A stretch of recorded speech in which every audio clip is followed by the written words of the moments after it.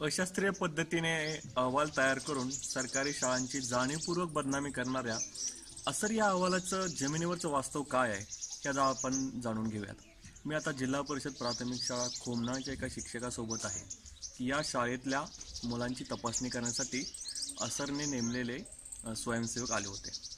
तर सर, तुम्ही मला सांगा की नेमकं तुमच्या शाळेमध्ये त्या दिवशी काय घडले? ज्यावेळी ते स्वयंसेवक शाळेमध्ये आले त्यावेळी मुख्याध्यापकाने आणि सर्व स्टाफने त्यांचं सहर्ष स्वागत केलं, पुष्पगुच्छ दिला, त्यांना असरविषयी संपूर्ण माहिती सांगायला लावली।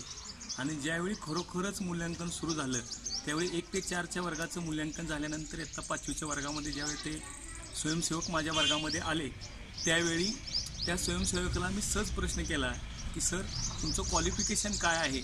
त्यावेळी ते स्वयंसेवक हसले। हसल्यानंतर मी त्यांना पुन्हा विचारलं, सर तुमचं क्वालिफिकेशन काय? त्यांनी सांगितलं नाही।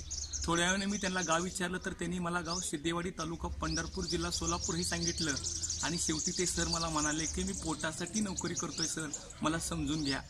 मी अजून थोडं खोलामध्ये गेल्यानंतर सहज विचारलं तर त्यांनी सांगितलं की सर, मी 10वी नापास आहे। तरीही मी त्यांना त्या ठिकाणी स्वयंमूल्यांकन करून दिलं आणि स्वयंमूल्यांकन झाल्यानंतर मी त्यांना पुन्हा मुख्याध्यापकाकडे घेऊन गेलो आणि मुख्याध्यापकांना सांगितलं की त्या सरांचं क्वालिफिकेशन इयत्ता 10वी नापास आहे आणि ते आपल्या MA, BEd, PhD झालेल्या लोकांची त्या ठिकाणी तपासणी करण्यात आलेली आहे।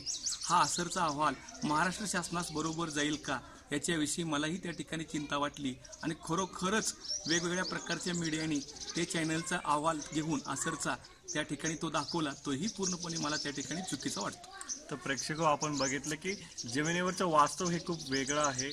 10वी नापास असलेले मुलं पोटासाठी म्हणून हे असे सर्वेक्षणामध्ये सहभागी होतात आणि खरंच या देशाचं चित्र जे रेखाटलं जातंय ते तितकं विदारक आहे काय? मला वाटतं असर अहवालाचा समर्थन करणारे आणि त्याचा विरोध करणाऱ्या लोकांनी हे जमिनीवरचं वास्तव समजून घ्यायला हवं।